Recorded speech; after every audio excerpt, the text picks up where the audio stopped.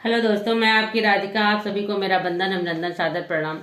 बहुत ही प्यारा सा आज एक विवाह गीत लाई हूँ। देखिए, एक बेटी का बहुत दर्द भरा गीत होता है, शादी विवाह, बेटी विवाह। तो आप लोग सुनिए, आनंद लीजिए, देखिए कैसा लगेगा आप लोग को। अगर अच्छा लगा तो कमेंट बॉक्स में जरूर बताइए। बहुत मेहनत से वीडियो बनती है, प्लीज आप लोग सपोर्ट करिए। तो गीत सुनिए, बेटी विवाह गीत है। जमुने दीना बेटी भैले बियावा, यार सिंदूरा पाड़ल सिर मांगे रे लालनामा, यार सिंदूरा पाड़ल सिर मांगे रे लालना। वही दीना मोरी बेटी चलली ससुरवा, यार बेटी के मनवा उदास रे ललनवा, यार बेटी के मनवा उदास रे ललनवा। सभवा में बैठल रोवे पापा जे बैठी, अरे मैया माड़ुआ के बिचरे ललनवा, यार मैया माड़ुआ के बिचरे ललनवा।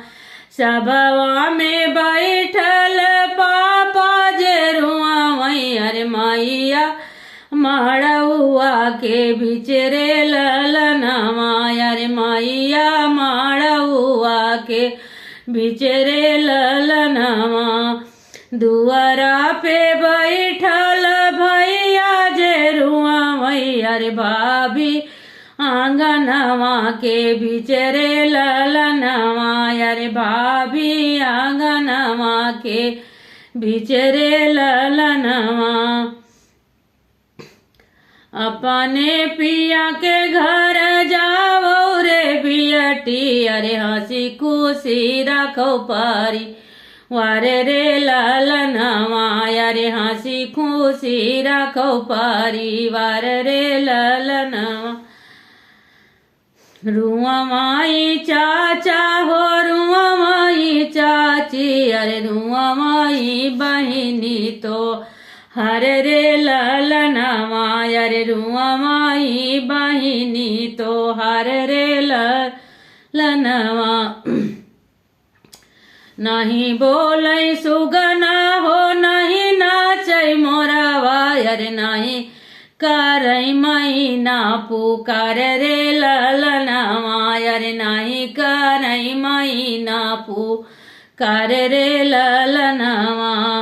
बाबा जे आपन बेटी समझावई, अरे मानो बेटी पान हमार रे ललनवा, अरे मानो बेटी कहना हमार रे ललनवा।